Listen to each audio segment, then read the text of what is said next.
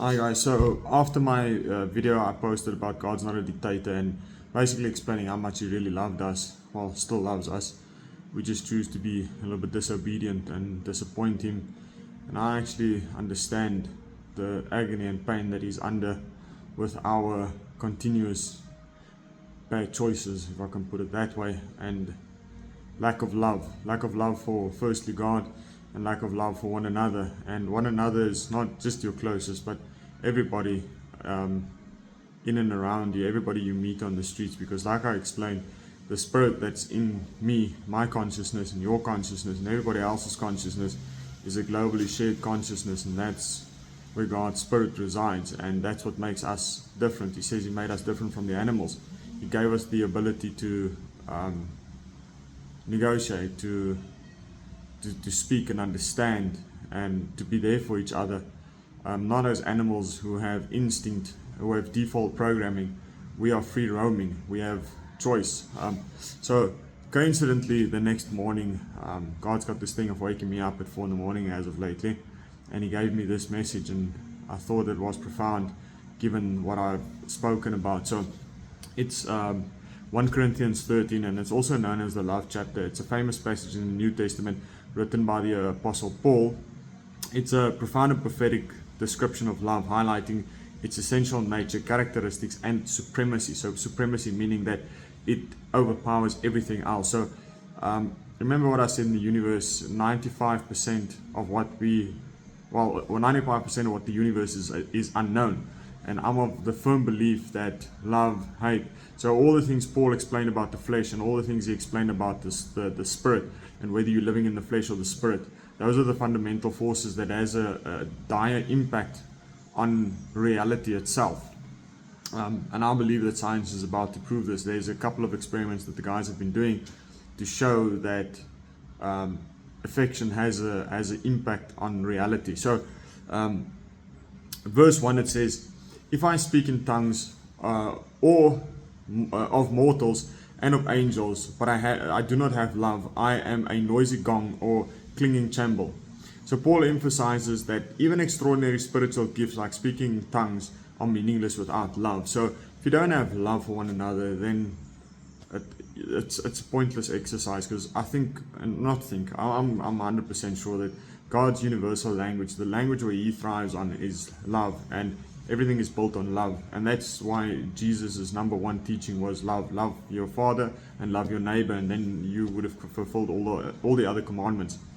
So verse 2, it says, and if I have prophetic powers and understanding of mysteries and all knowledge, and I have all faith so as to remove mountains, but I do not have love, I am nothing. And then here Paul is again, he stresses the remarkable spiritual abilities like prophecy and faith are worthless without love. Remember what Jesus said in Matthew. He says, you're going to come to me at the end of this and you're going to say to me, but I cast out demons and I did this and I did that. And then he's going to say, get away from me, you work iniquity. It's because if you don't have that fundamental force called love, it's not pure. In verse 3 it says, if I give away all my possessions, and if I have over my body, verse 3, if I give away all my possessions, and if I hand over my body, so that I may boast, but do not have love, I am nothing. So again, here Paul highlights that even selfless acts, giving away everything, or martyrdom, are empty without love.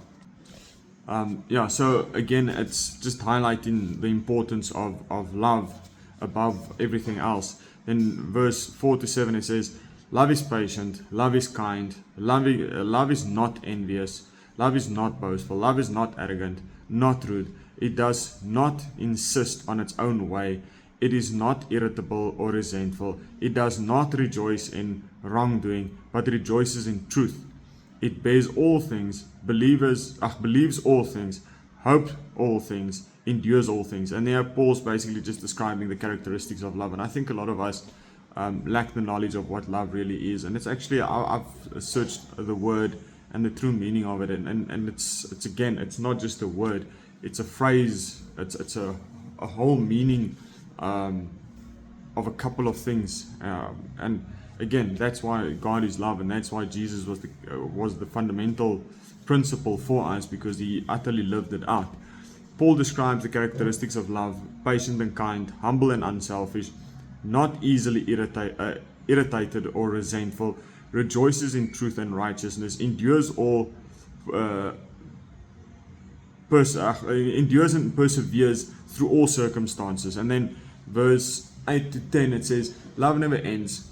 As for prophecies, they will pass away. As for tongues, they will cease. As for knowledge, it will pass away. For we know only in part, and we prophesy only in part. But when the complete comes, the partial will come at an end. So what he's saying there is, we only have part of our true strength, and we only have part of the prophecies. We don't know what the fullness of reality and of God and of everything else is. But he says that love will remain. So Paul is emphasizing that love is eternal, while spiritual gifts like prophecy, tongue, and knowledge are temporal and incomplete. So after this, then on to verse 11 and 13. When I was a child, I spoke like a child. I thought like a child. I reasoned like a child. When I became an adult, I put an end to childish ways. For now we see in a mirror dimly, but when we will see face to face. Now I know only in part. Then I will know fully, even as I have been fully known. And now faith, hope, and love abide. These three are the greatest, of which is love. And again, Paul he reflects on the imperfections of humanity, of human understanding, and the supremacy of love. Love is the greatest virtue, surpassing faith and hope. Love will endure when other gifts fade away.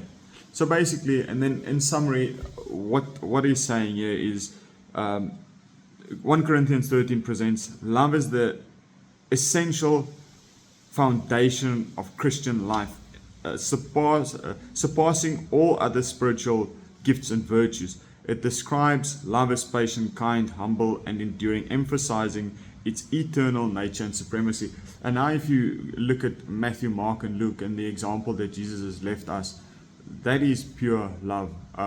He lived not for himself, he lived for everybody around him. And that's what he was trying to say to us, that yes, we can have a nice life. He's not withholding that from us. He says the Father knows what we need. But it starts with what they want from us as the Trinity. And they want us to firstly love God, and secondly love your neighbor as you love yourself. And then that's why you will then see what Paul explained about the fruits of the Spirit or the fruits of the flesh. And the two contradict. You can't be humble and kind. You can't be loving and aggressive. You can't be, it's either or. And that's why Jesus was telling us, if only you weren't lukewarm. He wants us to be better, guys. He honestly wants us to be better.